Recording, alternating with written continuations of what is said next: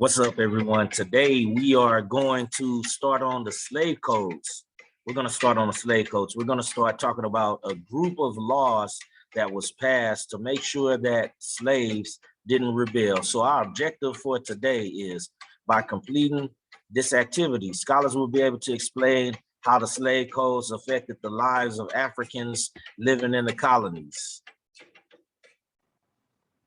All right, so let's go ahead and get started on this. All right, so what are slave codes? What are slave codes? So slave codes, if you guys see right here, slave codes are actually laws, passed by the southern states based on the concept of our idea that Africans that are enslaved in America should be treated like property rather than human beings. These laws secured slave owners' property rights and protected the owners from violence from people enslaved.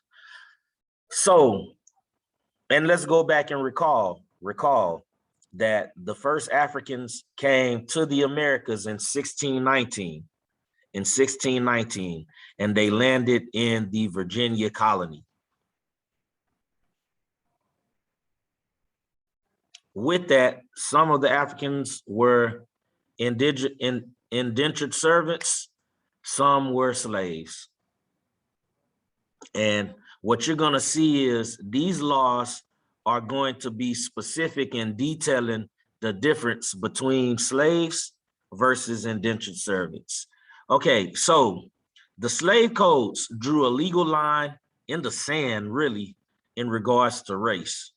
Any person with African heritage was considered Black. So if you, according to the law, if you had a grandparent or great-grandparent or anyone in your bloodline with African blood, then that made you African. So what's going to happen is you're going to see that affect the legal and social tradition in America for many years. Many people that are mixed consider themselves Black.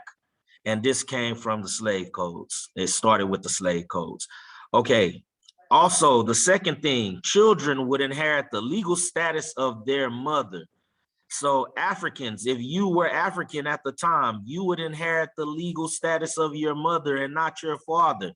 According to English law, people would inherit the legal status of their father, because in Europe, most of the laws promoted a patrilineal society. So here you find that small difference. You would inherit the legal status of your mother. Why was this important? Because many Africans living on slave plantations would interact with whites, but most of the people on the slave plantations, were white men. There were white overseers who managed and kind of watched the slaves while they worked. So the men were more likely to interact with the women and have children. So if a man interacted with a woman and had a child by a slave, that child, if born to an African mother, would be born into slavery. If a black man who happened to be a slave had an interaction with the white woman and that relationship gave birth to a child, then that child would basically inherit the legal status of the mother, so that child would be free. But that was one of the ways, like the interaction between white women and African slaves was very rare. I'm not saying that it didn't happen, but it was very rare. So switching this law up and going against English tradition had a negative effect on kids that was born into slavery. And most legal codes provided that people actually owed a debt, and that debt actually enslaved them according to English law, but it was different with Africans. So children, once again, children would inherit the legal status of their mother. If their mother was a slave, then they would be born into slavery. Here are a few other slave codes. The slave codes took away many of the legal rights of Africans held in bondage. So here are a few rights that African slaves lost or never really had in America. Number one, slaves couldn't testify. So a slave could not testify in any court case involving whites. So slaves could not testify against white people. In many states, this was laws passed like this. They couldn't, most slaves in many states couldn't own property. Also, most slaves couldn't defend themselves in reference to violence from whites. Most slaves couldn't leave their owner's premises without permission. So you would, in order to leave your plantation, you would have to have a note from your master.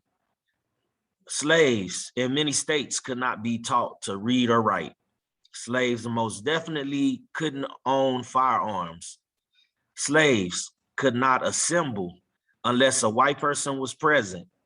They cannot possess inflammatory literature. Inflammatory literature at the time, what was very serious was you had the American Revolution, and you had a lot of, during the American Revolution, you had a lot of white scholars as well as white patriots who was writing about the ills of slavery.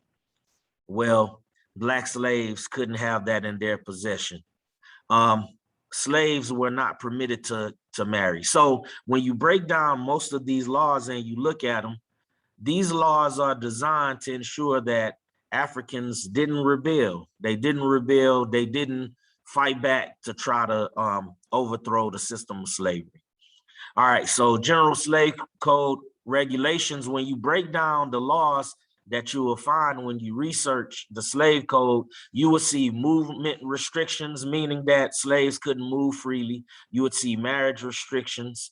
You would see prohibitions of gatherings, like if they wanted to gather or, you know, in secret or even in church, white people had to be present. They established slave patrols.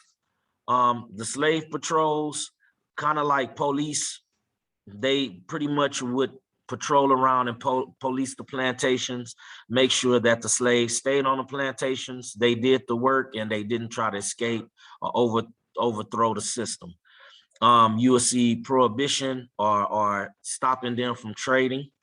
And then they also had laws based on how, when, and where you could pretty much kill slaves if they damaged property or tried to rebel.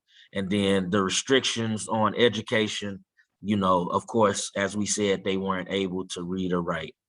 So that's our presentation for today. Let me know, oh, before I go, my bad.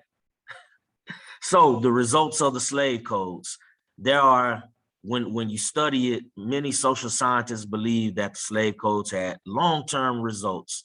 One, it established laws that reference race and had a negative effect on African Americans. Number two, it set the tone for disenfranchisement of African Americans in the United States, even after the Civil War. And then number three, these laws establish unwritten social and cultural rules, one of which is anyone with African heritage would be considered Black.